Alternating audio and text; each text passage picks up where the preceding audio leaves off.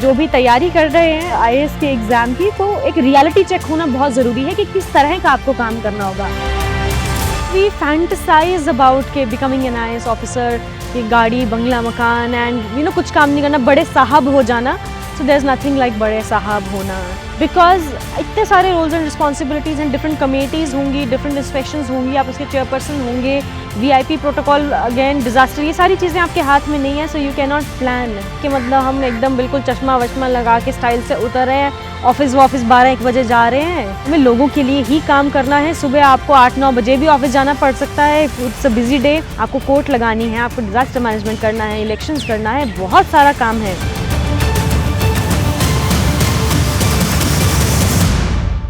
सभी को मेरा नमस्कार, मेरा नाम रितिका है। मैं बेसिकली पंजाब को बिलोंग करती हूँ। मैं 2019 बैच की आईएएस ऑफिसर हूँ और मुझे हिमाचल कैडर मिला है। आप सबने डीकेटी के प्लेटफॉर्म पे तो देखा ही होगा, मैंने पहले 1-2 टॉक्स दी हैं जिसमें बताया है कि आईएएस की तैयारी कैसे कर सकते हैं। अब मैं आपको उसके बाद की जर्नी के बारे में बताना चाहती हूँ। आईएएस की तैयारी, जब आप आईएएस का एग्जाम क्लियर करते हैं तब आपकी ट्रेनिंग होती है लबासना में, दैट इज मसूरी में, हमारी Lal Bahadur Shastri national academy of administration. वहाँ लगभग 1 साल की आपकी ट्रेनिंग होती है। फाउंडेशन कोर्स होता है, फेज 1 होता है, और जिसका आप सबने नाम सुना है भारत दर्शन, वो होता है। उसके बाद हमारी डिस्ट्रिक्ट ट्रेनिंग होती है। 1 साल के लिए आपको डिस्ट्रिक्ट ट्रेनिंग में भेज दिया जाता है। सो दैट डिस्ट्रिक्ट कोई भी हो सकती है, वो आपको आपके कार्डर में अलॉट की जाती है। आपको बेसिकली जो डीसी सर होते हैं वहाँ पे, डेप्यूटी कमिश्नर, उनके साथ अटैच किया जाता है ताकि आप डिफरेंट डिपार्टमेंट्स का काम सीख सकें, may be health, education, revenue, rural development. और आपको जितनी जूनियर लेवल की पोस्ट हैं उन पे पोस्ट किया जाता है, जैसे कि तहसीलदार, बीडीओ एक्सेट्रा। ऐसी पोस्ट पे आपको पोस्ट करके काम सिखाया जाता है ताकि जब आप एसडीएम बने या एडीसी बने या डीसी बने, एटलीस्ट आपको ये पता हो कि डिफरेंट डिपार्टमेंट्स काम कैसे करते हैं।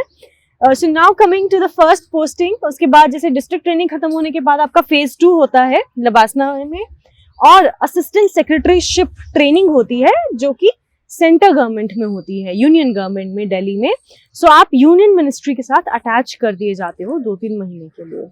सो this is the whole training aspect. ये जब ये आपकी ट्रेनिंग खत्म होती है तो डिफरेंट कार्डर्स में आपको एसडीएमशिप जनरली दी जाती है। एसडीएमशिप को किसी ने एसडीओसी नाम से सुना होगा, किसी ने एसडीएम नाम से सुना होगा, और किसी ने सब डिविजनल कलेक्टर नाम से सुना होगा। बट ये तीनों हैं एक ही चीज। जब आप एसडीएम बनेंगे ये तीनों रोल आपको निभाने पड़ेंगे। So what is this SDM? So SDM जो है उसमें बेसिकली हमारा रोल आता है सब डिविजनल मैजिस्ट्रेसी। मैजिस्ट्रेसी यानी आप लॉ एंड ऑर्डर को देखते हैं, आप उसमें कोर्ट होल्ड करते हैं अंडर सीआरपीसी। फॉर एग्जांपल आप 107, 133 सीआरपीसी, 145 सीआरपीसी, यानी आप एज अ जज बैठ के कोर्ट में डिसाइड करते हैं। So that is under magistracy. और लॉ एंड ऑर्डर, जैसा कि आपने देखा होगा, धरना हुआ, स्ट्राइक हुआ, कुछ भी हुआ, ट्रैफिक प्रॉब्लम हुआ, so you are the person who is coordinating everything to maintain law and order. Like curfew की धारा आपने सुनी होगी, 144 CRPC, everything falls under SDMship, right? Second जो फीचर आता है एसडीएमशिप का, जो सेकेंड रोल आता है, वो आता है आपका डिजास्टर मैनेजमेंट का। सो डिजास्टर मैनेजमेंट, फ्लड्स हो सकता है, साइक्लोन हो सकता है, लैंडस्लाइड हो सकता है, ड्रॉट हो सकता है, cloud burst, anything, earthquakes. So कोई भी डिजास्टर है, SDM is the first responder being a magistrate. So आपको fire services, medical help, NGOs, red cross, जितनी भी सोसाइटीज हैं, हेल्थ के साथ साथ first responder, being a first responder, fire services और रिलीफ कैंप लगाने लोगों के लिए, रिलीफ सर्च एंड रेस्क्यू करना, एसडीआरएफ बुलानी, एनडीआरएफ बुलाना, ये सारा काम आपका डिजास्टर मैनेजमेंट के अंदर आएगा। So that is as an SDM you have these responsibilities. Now coming to the third part, as an SDM एक corollary जो चीज है, that is आप elections करवाते हैं, right? आप elections कैसे कराते हैं? So जब parliamentary elections होते हैं, SDM को हम ARO बोलते हैं, that is assistant returning officer। और जब विधानसभा यानी स्टेट के असेंबली इलेक्शंस होते हैं तब आप रिटर्निंग ऑफिसर होते हैं, राइट?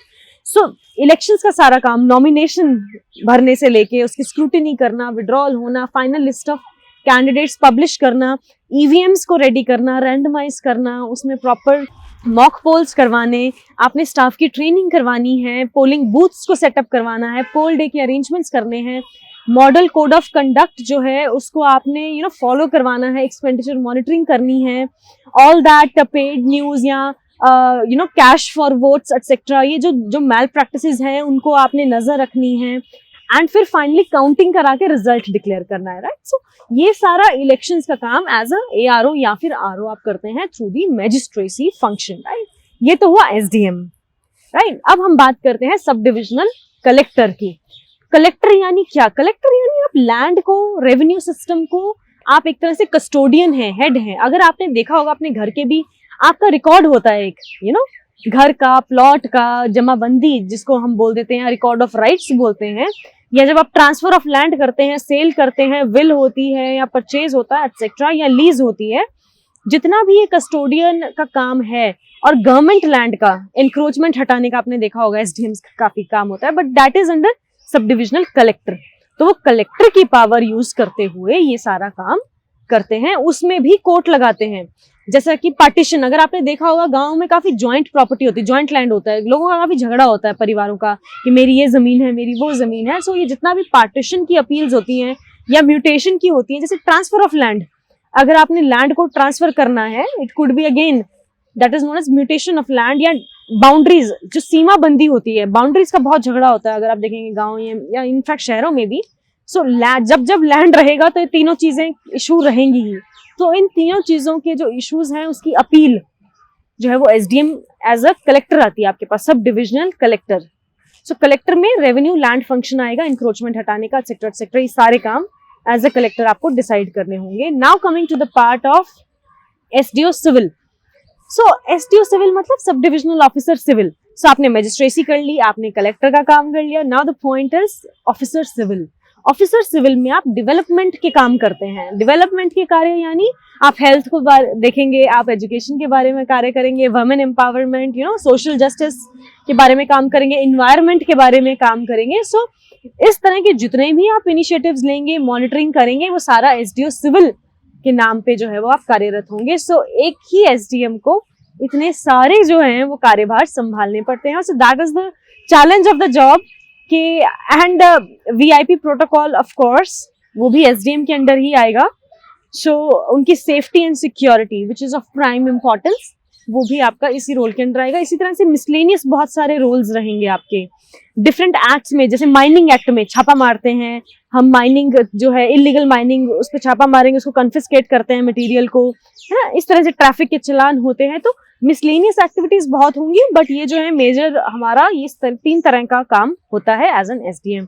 सो जो भी तैयारी कर रहे हैं IAS के एग्जाम की, तो एक रियलिटी चेक होना बहुत जरूरी है कि किस तरह का आपको काम करना होगा। कई बार आपने कुछ YouTube के शॉर्ट्स देखे होंगे कि यूं ही जा रहे हैं, रेड कर रहे हैं। So it seems like glamorous thing, but this is the ground work. आपको कोर्ट लगानी है, आपको डिजास्टर मैनेजमेंट करना है, इलेक्शंस करना है, बहुत सारा काम है, राइट। सो जनरली हमारी मिसप्लेस्ड टेंडेंसीज होती हैं कि आप शानदार गाड़ी से निकल रहे हैं। So it's just that is something else, but we need to really focus on the responsibilities and the real work, जो कि आम जनता को, हमारे गाँव के जो बेसिकली जैसा कि हम कहते हैं कि last man standing in the line, ठीक है, जिस आदमी तक कोई नहीं पहुंच पाया उस तक आपने पहुंचना है, प्रशासन ने। सो ये एक बहुत ही जरूरी काम है जो कि आपको करना है। तो इस कार्य को ध्यान रखते हुए, अपनी रिस्पॉन्सिबिलिटीज को ध्यान रखते हुए, एक रियलिस्टिक आइडिया, जब आप एथिक्स की केस स्टडीज भी लिखते हैं तो एक रियलिस्टिक पॉइंट ऑफ व्यू आपका जरूर होना चाहिए। सो आपको एक एग्जाम्पल के तौर पे समझाती हूँ। You can take for example your mother, she's a mother for you and a wife for your father and a bahu and a daughter-in-law for your dada dadi jis, right? So एक ही बंदे के multiple roles होते हैं। Similarly एक SDM के भी multiple roles होते हैं। It's not कि अभी आप SDM एक साल, फिर आप SDO सिविल होंगे, फिर आप सब डिविजनल कलेक्टर होंगे, ये सीरीज वाइज नहीं चलते। These are simultaneous roles कि आपके 3 नाम होंगे, आप सब SDM भी होंगे, आप SDO सिविल भी होंगे, सब डिविजनल कलेक्टर भी होंगे। ये आपके 3 नाम हैं, बट जो जिस प्रकार का आप उस समय काम कर रहे होंगे, साइन उस नाम से होंगे बेसिकली आपके, राइट।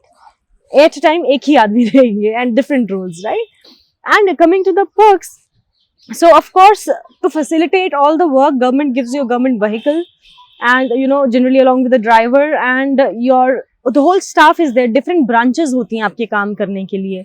कलेक्ट्रेट की आपकी अलग ब्रांच होगी, आपकी कोर्ट की अलग ब्रांच होगी, आपकी मिसलेनियस वर्क्स की अलग ब्रांच होगी। सो इस तरह से different you have staff which is there accompanying. So we don't have to just सिर्फ पैसा या फेम के पीछे मत भागना, right? मेरा ये कहने का मतलब है ये सारी चीजें आपको फैसिलिटेट करने के लिए दी गई हैं, ये लोगों के लिए है, लोगों के काम की सहूलियत के लिए है, राइट? बिकॉज एक अकेला आदमी इतने सारे जॉब प्रोफाइल्स अगर आपने देखने हैं, so you need good trained staffing.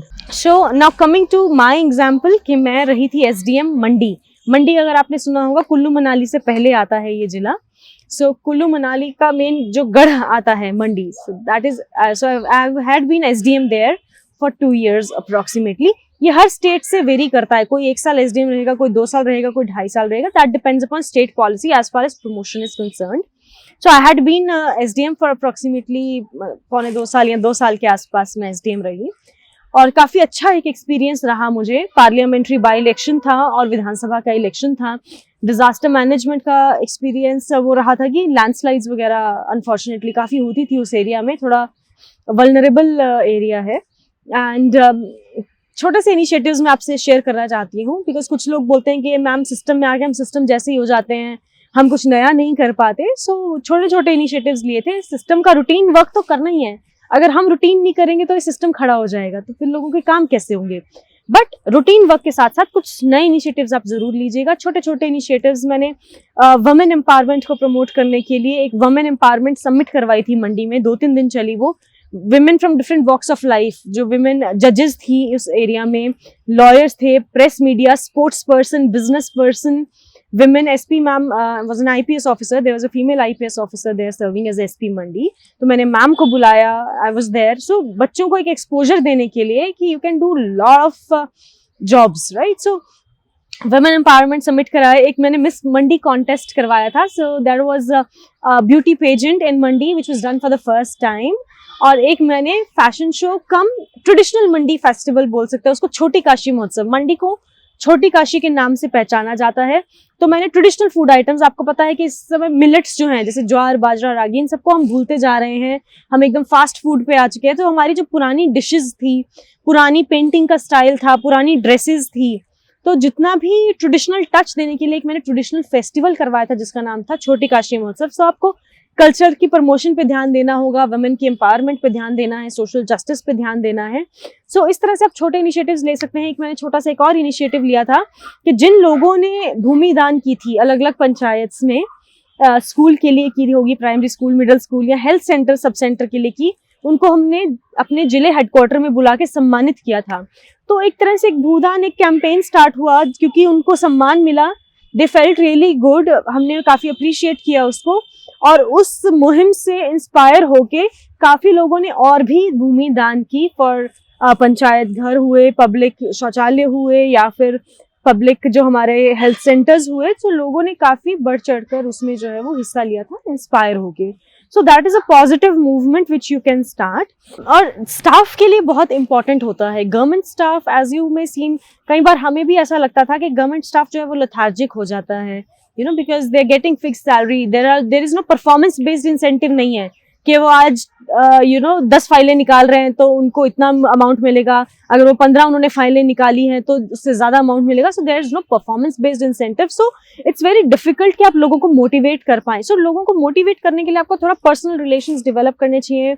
मतलब I still remember I used to treat my staff as a family. I used to take them for picnics 1 or 2 time we had gone for a picnic, for trekking. So एक थोड़ा सा personal जुड़ाव भी जरूर होना चाहिए, because staff again they have their own families and everything, और वो इतना काम छोड़ के भी हमारी सहायता करते हैं दिन रात जब हमें जरूरत होती है. सिर्फ ऐसा नहीं होता सरकार में 10 to 5 ही काम होता है, उसके बाद भी काम होता है. इट्स वेरी इंपॉर्टेंट कि आप अपने स्टाफ को अपने साथ लेकर चलें. कोर्ट का, जैसे मैंने आपको बताया था कि कोर्ट का काफी काम होता है as SDM and collector. So as SDM Mandi, thankfully with God's grace I was able to dispose of around 800 court cases in just 4 to 5 months, which was like a record. So इतनी fast disposal करना इतने सारे cases का, that was very important for me also, because मुझे ऐसा लगता था कि एटलीस्ट कोई आदमी मेरी कोर्ट में सिर्फ डेट लेने ना आए, धक्के ना खाए. they should actually get justice. जितना मेरी समझ है लॉ की, एटलीस्ट मुझे उतना जस्टिस देना चाहिए. इट शुड नॉट बी कि मैं सिर्फ तारीख पे तारीख देती रहूं, है ना. बिकॉज लोग जो है सदियों पुराने से केसेस लड़ रहे थे, कुछ केसेस 15-20 साल भी पुराने थे. So this is actually injustice. जैसा हम बोलते हैं delay, justice delayed is justice denied. So I don't want कि मैं किसी के साथ ऐसा बुरा करूँ. सो एटलीस्ट जितनी मेरी समझ थी, तो one should keep on doing court work, that is important, ये मेरा मानना था. तो इस तरह से छोटे छोटे इनिशिएटिव्स जो थे एज एसडीएम मैंने लिए. सो आई रियली होप कि जब आप भी IAS क्लियर करें, या जो भी देख रहे हैं, if they are in IAS already, so आप भी थोड़े थोड़े से इनिशिएटिव जरूर लेते रहिएगा, छोटे छोटे नए इनिशिएटिव्स, ताकि रियल बेनिफिट जो है हम लोगों तक पहुंचा पाए. मैंने IIT कानपुर के स्टार्टअप्स के साथ मिलके भी जो है एक AI टेस्टिफाइड जो है स्टार्टअप, उनके थ्रू जो है बच्चों का टेस्ट करवाया था. 6 to 10th क्लास का एजुकेशन में टेस्ट करवाया था, वीकनेस फाइंड आउट करने के लिए बच्चों की चैप्टर वाइज. सो उनके थ्रू मैंने 2 STEM लैब्स भी, इनोवेशन लैब्स भी डोनेट करवाई थी सरकारी स्कूल्स में. तो इस तरह से भी आप कुछ नए इनिशिएटिव्स ले सकते हो, नई टेक्नोलॉजी को यूज करते हो, जैसे मैंने IIT कानपुर के साथ हेल्प लेके ये किया. तो इस तरह से आप नए जो नेशनल इंस्टीट्यूट्स हैं उनके साथ भी आप हेल्प लेके इनिशिएटिव्स ले सकते हैं. सो जैसा कि आपने देखा कि कोर्ट केसेस जो है वो डिस्पोज ऑफ करना बहुत इंपॉर्टेंट है, बट कोर्ट की ट्रेनिंग जो है वो आपको अकेडमी में मिलती है लबासना में. सो उसकी चिंता आपको करने की अभी जरूरत नहीं है. अभी आप एग्जाम क्लियर करने पे फोकस कीजिएगा, prelims, mains and interview. So specially law की जो है वो लेक्चर्स और एग्जाम्स जो है वो अकेडमी स्पेशली करती है, so that you are very well prepared for such a role as a जज. और जब आप 1 साल डिस्ट्रिक्ट ट्रेनिंग करते हैं तो जनरली आपकी कोर्ट जुडिशरी में भी ट्रेनिंग होती है 1-2 हफ्ते की, that depends upon state to state. और आप अपने SDM और DC के साथ भी अटैच रहते हैं for court work. So because court में then you decide as a complete जज, राइट. सो आपको बिल्कुल निष्पक्ष होकर डिसाइड करना है, दोनों पक्षों को सुनना है, इक्वल अपॉर्चुनिटी देनी है दोनों को सुनने की. और फिर मतलब एक पक्ष होगा, रिप्लाईज होंगे, जनरली रिजॉइंडर होते हैं, आर्ग्यूमेंट होते हैं, वहां वकील होते हैं, but then law is the only thing which can guide you. अपने साथ लॉ को रखिए, कॉन्स्टिट्यूशनल मोरालिटी को ध्यान में रखते हुए आपको डिसाइड करना है. इट इज नॉट कि आप अपना केस लेके जाएंगे या DC आपको कुछ बताएंगे, कि आपके साथ बैठेंगे, वो आपको डिक्टेट करेंगे. आपने you just decide as an independent जज कि आप अकेले बैठे हैं, आप जज हैं, आप दोनों पक्षों को सुन रहे हैं और आप फैसला सुना रहे हैं, राइट. सो आपको उस तरह की जो है एक डिसर्निंग कैपेबिलिटी डेवलप करनी है कि आप जस्टिस दे पाए दोनों पक्षों को सुन के. आपने देखा कि रोल्स रिस्पॉन्सिबिलिटीज बहुत काफी हैं और इनिशिएटिव आप ले सकते हैं, बट उसमें चैलेंजेस बहुत आते हैं. इट्स नॉट सच अ रोजी पिक्चर. चैलेंजेस आपको किस तरह के रहेंगे, because you can not really plan the whole of your day, because इतने सारे roles and responsibilities and different committees होंगी, डिफरेंट इंस्पेक्शंस होंगी, आप उसके चेयरपर्सन होंगे, VIP प्रोटोकॉल, अगेन डिजास्टर, ये सारी चीजें आपके हाथ में नहीं है. So you can not plan, है ना. तो इसीलिए, और डिफरेंट जैसे लॉ एंड ऑर्डर इश्यूज भी हैं, कोई स्ट्राइक हो रहा है, कोई धरना हो रहा है. So you can not really control each and every factor, you become the responder, right. कुछ चीजें आप अपना थोड़ा सा डे प्लान कर सकते हो, कोर्ट वर्क आप प्लान कर सकते हैं, राइट. जो इंस्पेक्शंस आपने देनी है, आपने करनी है, वो जॉइंट इंस्पेक्शंस आप प्लान कर पाएंगे. बट बाकी चीजें you have to be actually as a first responder. And अपनी चैलेंज वही होता है कि अपने स्टाफ को मोटिवेट रखना. वो जैसे कि मैंने आपको बताया, उसकी एग्जांपल देखिए कि कैसे आप अपने स्टाफ को मोटिवेट कर सकते हैं. And plus it actually you stay busy almost for the whole day depending upon किस टाइप ऑफ सब डिविजन में आप पोस्टेड होते हैं. अगर आप जनरली हेडक्वार्टर सब डिविजन में होते हैं, बॉर्डर की सब डिविजन में होते हैं, आप काफी बिजी रहते हैं, maybe law and order issues में, VIP प्रोटोकॉल में बिजी रहेंगे, etcetera etcetera. But if you are in let's say some cool sort of posting, maybe in certain tribal area, और या फिर आप साइड पोस्ट मानी जाती है कुछ, अगर उनमें आप पोस्टेड है, तो शायद आपके पास थोड़ा सा समय बचेगा. बट काम ढूंढने वाले को काम मिल ही जाता है, right. So work is to be created. कई बार हमें ऐसा लगता है यार कि हमें उतनी अच्छी सब डिविजन मिली, कुछ ऐसा अच्छा या बुरा नहीं होता, कोई अच्छी सब डिविजन है या बुरा सब डिविजन है, काम हर जगह मिलेगा. बट देन आपको खोजना पड़ेगा ऐसी सब डिविजन्स में जहां आपका हेडक्वार्टर का रूटीन वर्क नहीं है, आप नए इनिशिएटिव्स और अच्छे से ले पाएंगे, आप स्पोर्ट्स एक्टिविटीज की तरफ भी ध्यान दे पाएंगे, बच्चों में स्पोर्ट्स का कल्चर डेवलप कर पाएंगे. सो आपके पास बहुत स्कोप हो जाएगा. सो फंडिंग का भी चैलेंज रहता है. जैसे जो मैंने ये छोटी काशी महोत्सव कराया था या फैशन शो करवाया था, सो मैंने वहां के NGOs को, इंडस्ट्रियलिस्ट को CSR एक्टिविटी में साथ लेके करवाया था. कई बार सरकार के पास ईयर मार्क्ड फंड्स नहीं होते हैं, तो आपको सारी संस्थाओं को साथ लेके जो है वो मिलके काम करना पड़ता है. So as far as the salary and perk is concern, see salary जब अकेडमी में होते हैं रफली इन हैंड सब कुछ कटकटा के 45,000 to 50,000 के आसपास आ जाती है. सैलरी थोड़ा बहुत स्टेट टू स्टेट इसलिए वेरी करती है, कई बार DA जो है वो स्टेट कितना एक्सेप्ट कर पाती है। सेंटर ने अनाउंस किया है because now you are state cadre में आप चले जाते हैं, होते हैं आप IAS ऑफिसर्स हैं, बट दिस डजंट मीन कि आप सबकी salary across the state same ही आएगी। So based on state to state वो वेरी भी करती है, the allowances vary. Basically basic pay आपका रहेगा, ग्रेड पे वो सिमिलर रहेगा, but the allowances they vary, right? So मतलब 56,100 से ग्रेड पे से स्टार्ट होके बेसिक पे 56,100 होगी आपकी जो स्टार्टिंग वाली रहेगी as an SDM।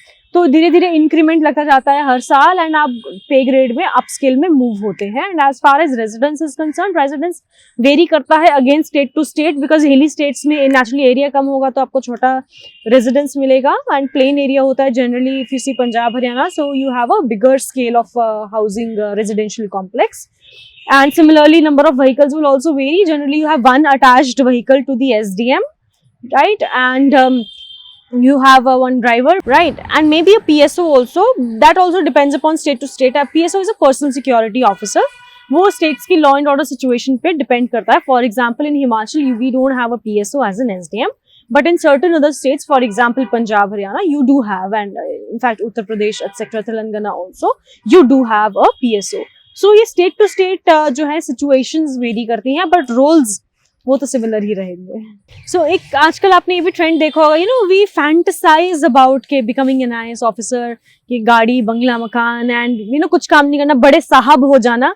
So there is nothing like बड़े साहब होना, right? We are public servant. मैं अगेन हम हर किसी को ये कहती हूँ, as an IAS officer we are basically Indian administrative services. We do service for the nation, for the people, right? कोई ऐसा बड़े साहब नहीं कि मतलब हम एकदम बिल्कुल चश्मा वश्मा लगा के स्टाइल से उतर रहे हैं, ऑफिस 12-1 बजे जा रहे हैं, आराम से लंच वंच करके 2-3 बजे वापस। That's not the case, right? ये लोगों के लिए है, ये सरकारी जो तंत्र है ये लोगों के लिए है। वी आर डेमोक्रेसी और हमें लोगों के लिए ही काम करना है। सुबह आपको 8-9 बजे भी ऑफिस जाना पड़ सकता है, if it's a busy day you may be coming by 6 or 7 also. It's not like कि बस 2-3 घंटे की नौकरी कर रहे हैं, right? It's not like that. We actually have to work for the people.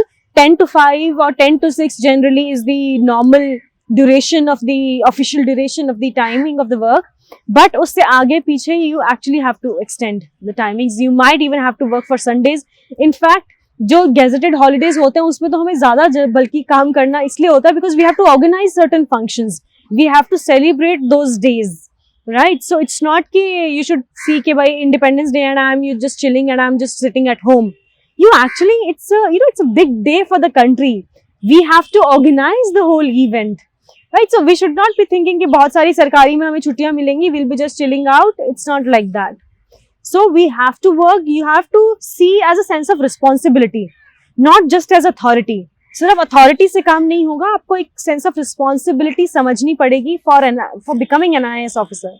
So I really hope इससे आपको काफी एक रियलिस्टिक पॉइंट ऑफ व्यू मिला होगा कि जो आप सोच रहे हैं कि IAS बन के हम क्या कर सकते हैं, तो क्या रोल्स और रिस्पॉन्सिबिलिटीज हमारी रहेंगी, पब्लिक की क्या एक्सपेक्टेशंस हमारे से रहती है, हमारी सीनियर्स की क्या एक्सपेक्टेशंस रहती हैं, और हमें क्या फैसिलिटीज मिलेंगी जिसको यूज करते हुए हम इन सब चीज़ों को एग्जीक्यूट कर पाएंगे, क्या चैलेंजेस रहेंगे।